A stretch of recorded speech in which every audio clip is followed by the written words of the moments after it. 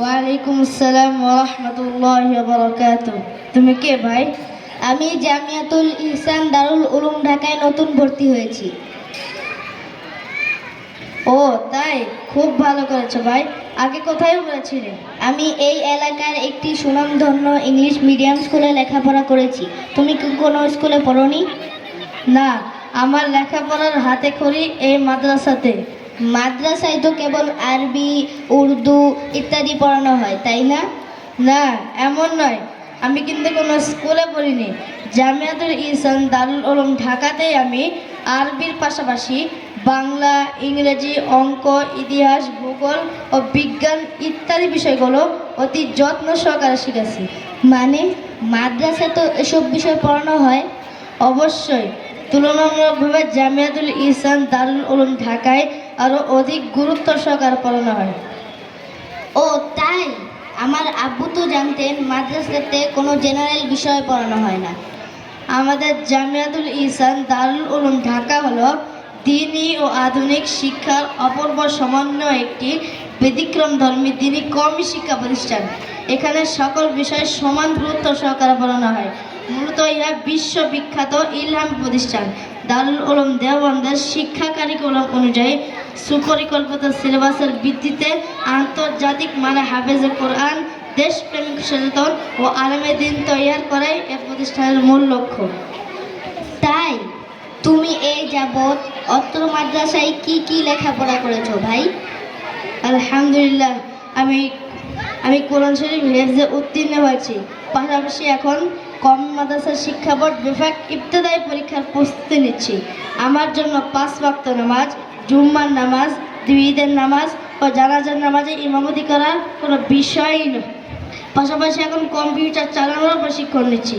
কওমি মাদ্রাসা শিক্ষা বোর্ড বিভাগ ও মিরপুর আঞ্চলিক বোর্ড ইত্তেফাক পরীক্ষায় বরাবরই মেধা তালিকায় স্থান করে নেওয়ার সম্মান অর্জন করতে সক্ষম হয়েছে।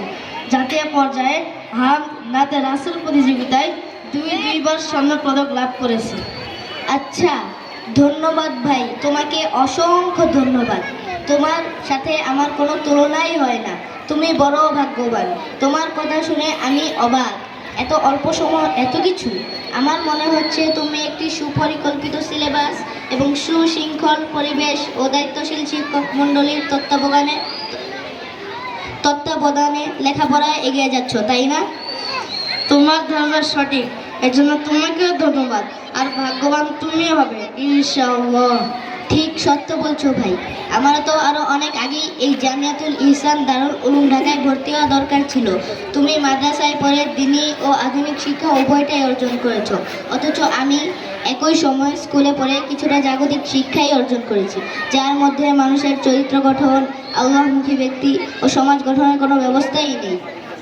নৈতিকতার শিক্ষা ও দিনের কোনো ছোঁয়াও নেই। আর তুমি কত সুন্দর করে কোরআন তেলাওয়াত করতে পারো।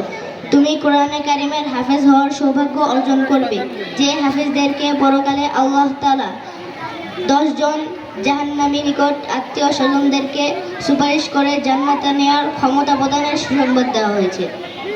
এভাবে আমার জীবনের অতি মূল্যবান সময়গুলো নষ্ট হয়ে গেল। আর কোন পথে আল্লাহকে পাওয়া যাবে তাও তো আমার জানা নেই। লা তাকনাতু মির রাহমাতিল্লাহ। আল্লাহ রহমত হতে নিরাশ হয় না ভাই। জামিয়াতুল ইহসান দারুল উলুম ঢাকায় যখন ভর্তি হয়েছ, এখন তোমার কোনো চিন্তা নেই। আল্লাহ পাক তোমাকে দুনিয়া ও আখিরাতে সম্মান ও সফলতার সন্ধান দেবেন ইনশাআল্লাহ। আমি কি তোমার মতো এমন সুন্দর তেলাওয়াত করতে পারবো? হ্যাঁ, অবশ্যই পারবে। শুধু তেলাওয়াত কেন, ইনশাআল্লাহ তুমি একজন কোরআন ব্যাখ্যাকারী, মুফাসসির, মুহাদ্দিস, বিজ্ঞ মুফতিও হতে পারবে, যদি ধৈর্যের সাথে আদব ও আখলাক ঠিক রেখে ওস্তাদের প্রতি সম্মান প্রদর্শন ও তাদের পরামর্শ অনুযায়ী সময়কে কাজে লাগাতে পারো। তাই তাহলে তো আমরা এখন একই মাদ্রাসার ছাত্র। আমাদের মাদ্রাসা আল ইহসান মদিনার আলোকিত প্রতিছবি। আমরা একদিন হব ঠিক দেশের ইমানার আমলের পরশমণি। আমাদের মাদ্রাসা আল ইহসান।